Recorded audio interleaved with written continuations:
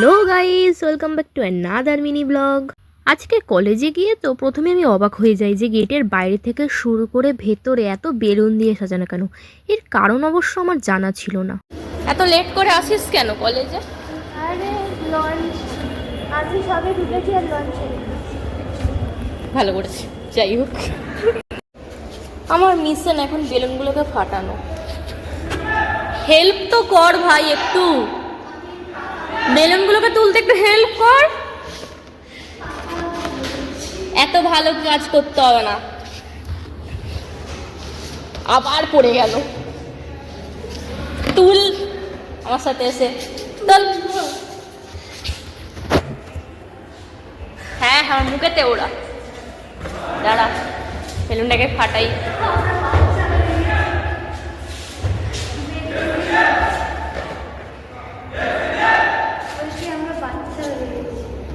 दिल तो बच्चा है जी।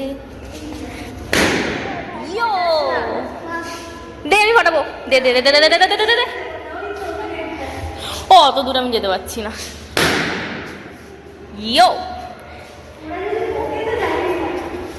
ওটা তোল না, ফাটাবো। তুই কি খেলবি নাকি তুই বেলুনটাকে নি? এটা ঠিক না। আজকে গেছিলাম লাইব্রেরির কার্ড বানাতে। কার্ডটার ফর্ম ফিল আপ করে নিয়ে জমাও দিয়ে দিলাম।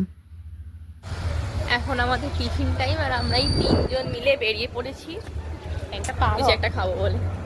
হ্যাঁ, পার তো হতেই হবে। আমাদের কলেজের সামনেই একটা কচুরির দোকান ছিল, তো সেখান থেকেই কচুরি আর আলুর দম নিয়ে নিয়েছিলাম।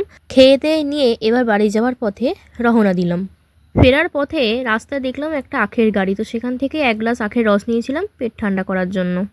ফেরার পথে আমাদের এই শালকিয়ায় অরবিন্দু মল ছিল, তো সেই মলেতেই ঢুকেছিলাম। তখন ঘড়িতে 10:30 বাজে। মলের কোনো দোকান তখনও পর্যন্ত ওপেন হয়নি।